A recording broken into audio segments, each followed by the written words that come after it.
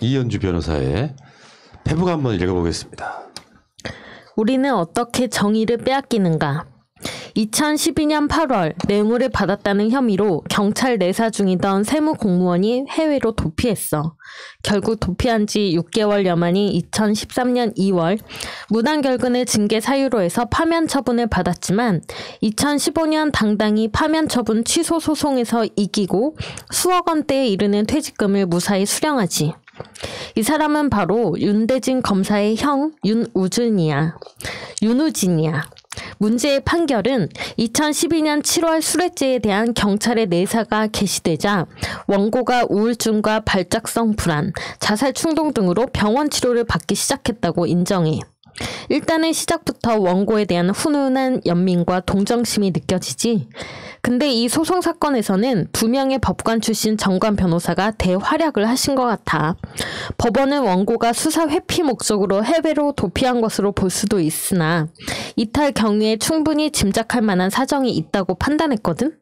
문제의 판결은 경찰의 수사가 무고한 사람을 잡는 표적 수사였고, 그래서 건강이 나빠진 원고가 당분간 건강을 회복하고자 하는 생각으로 해외로 나간 거라고 하네. 그런데 판결이 억울하게 누명을 쓴 표적 수사라고 선언했으니 경찰이야말로 너무너무 억울할 것 같아.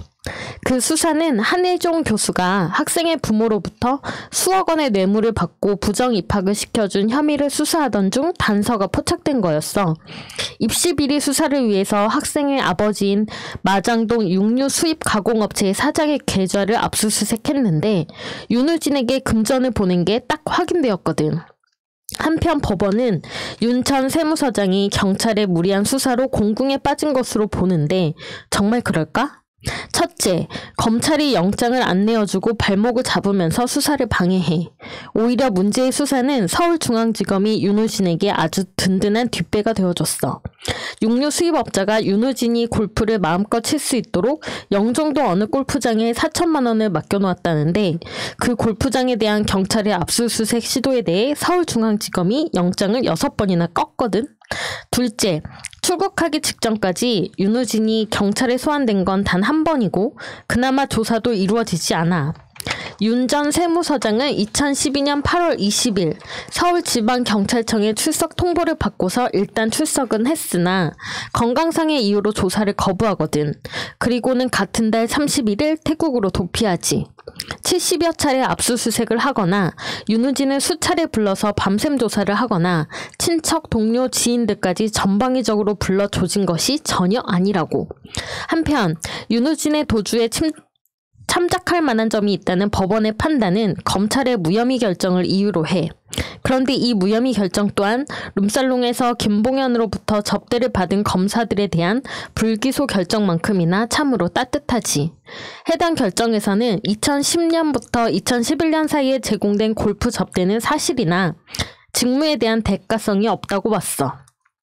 문제는 해당 육류 수입업체는 성동세무서 관할이었고 윤우진이 2010년 성동세무서장을 지낼 때 그 업체 대표와의 인연이 시작되었거든. 그리고 윤 전 서장은 2011년 1월 영등포 세무서장으로 옮겼지만 직전의 세무서장이라는 관계에서 부하 직원들에게 영향력을 충분히 미칠 수 있지. 여튼 파면 처분 취소 소송 판결 못지않게 따뜻한 연민과 공감이 넘치는 결정이지. 그런데 영종도의 스카이 7위 골프장에서 윤 전 세무서장과 같이 골프를 쳤다던 서울중앙지검의 특수부 검사들, 윤우진으로부터 거액의 수임료를 거둬들인 정관 변호사들, 모두 윤우진이 업체로부터 거둬들인 경제적 이익을 공유하면서 부패 생태계를 이루는 거 아니겠어? 업체들이 탈세한 돈이 윤우진, 검사들, 정관 변호사들에게 순차적으로 흘러들어가서 그들은 범죄 수익의 부스러기를 나눠 먹었던 거지. 이렇게 해서 우리는 정의를 빼앗기는 거야. 이렇게 해서 우리는 정의를 빼앗기는 거야. 참, 정의란 책 속에나 나오는 것이고 사실은 정의가 존재하지 않는 것 같은 느낌. 뭐 이런 느낌이고요. 이현주 변호사 같은 검찰 출신의 이런 식의 어떤 그 이야기들을 보면은 기가 막혀요, 진짜. 상상도 잘 안 돼. 그러니까 진짜 정의는 책 속에나 있는 것 같아. 그러나 우리가 누굽니까? 정의를 실제로 보여준 사람들 아니겠습니까? 저는 그런 이야기를 먼저 드리고 시작하고 싶어요. 여러분들이 힘들고 괴로울 때는 문재인 후보가 박근혜 후보에게 대선 졌을 때를 기억하라. 뭐 윤석열 하나 까짓 무슨 풀려났다 그래서 쉽게 표현하면 풀려난 거지.